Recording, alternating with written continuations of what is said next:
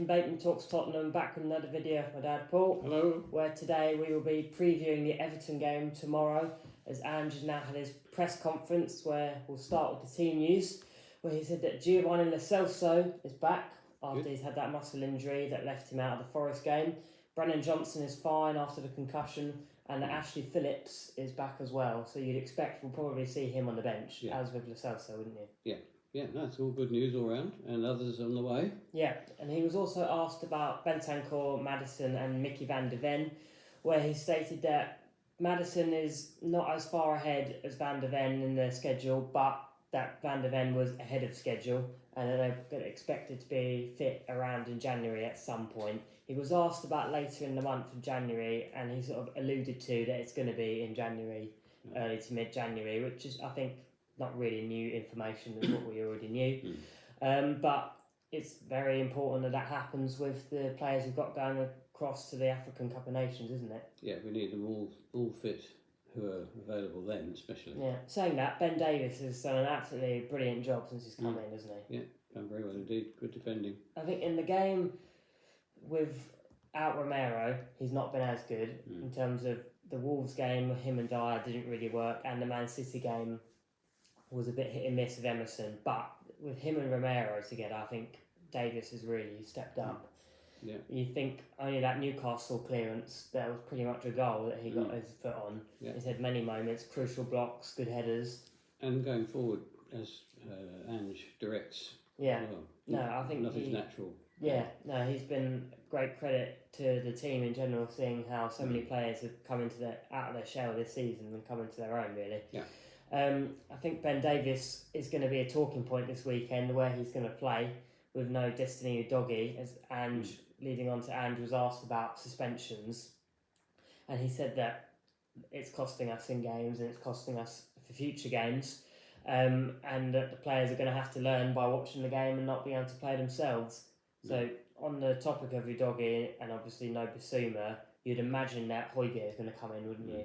Yeah. In that midfield role. And then in the defence, we know it'll be Romero and Porro on the right hand side, but who do you reckon will be centre back? Do you think he'll keep Davis, or do you think he'll put Emerson at centre half? I think probably Emerson and Davis on left back. Yeah. Could be the other way around. I personally, because of obviously the full-back having to come into midfield, when Everton's done that, it's not gone the best. So obviously the only other option we have is Ben Davies, really. So personally, it's a difficult one, because Emerson was okay against Man City in the game where, he was okay in terms of the sense of we didn't concede loads of goals, but some of that was down to Man City having poor finishing. But in terms of having the pace of the high line, I think that's probably why Emerson will end up in that role at left centre-back, or Romero gets shifted to the left side. I don't know. It'll be an interesting lineup to see, that's for sure. Yeah. And then with Lo Celso coming back, does Ange want to risk a muscle injury and potentially aggravating it again? Do you reckon it'll be Sarr and Kulu in the middle, or do you think Kulu will play up top? I think if Johnson's okay, which sounds like he is, then Kulu will probably be in the middle. Yeah, but you think with Johnson being fine, it'll be a front three of Son, Richarlison and Johnson.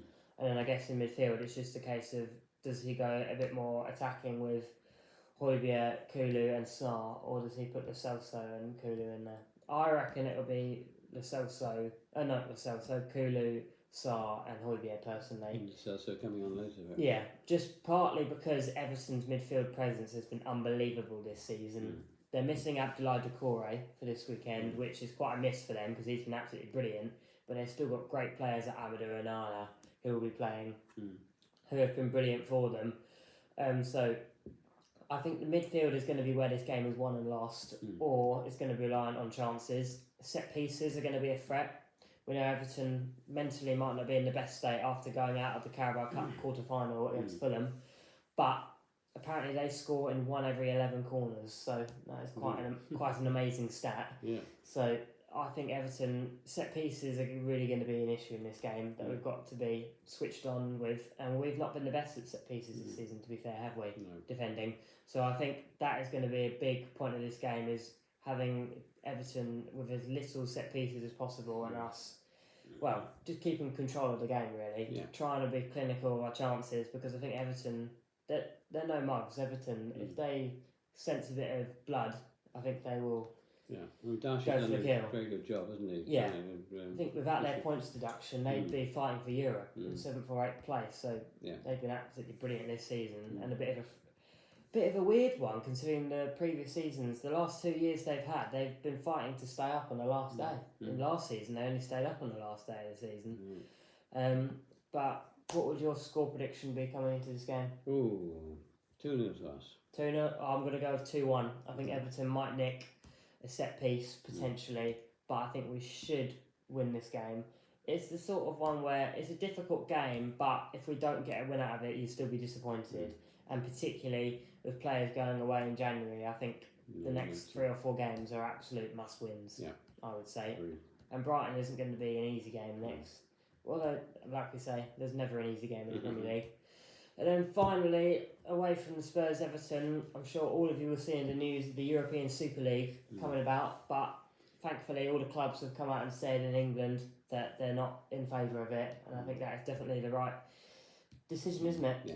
And it sounds like Barcelona and Real Madrid's ploy to change European football and football forever is falling apart, really, isn't it? Yeah. How many clubs are publicly coming out? Yeah, it's good news that they've done it so quickly as well. Yeah. There's no beating around the bush.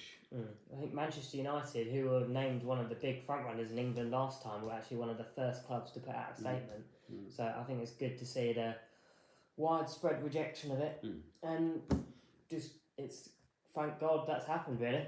And we've just got to hope that UEFA can sort of look at the Champions League changes that are coming in next season and maybe see if they can please the clubs by going back on that, because I'm not sure about the format for next season. But hopefully Spurs will be in it regardless. Well, we're going to be there at the game tomorrow, so we'll be providing you with a Matchday vlog. Don't forget to like and subscribe, and as always, come on you Spurs!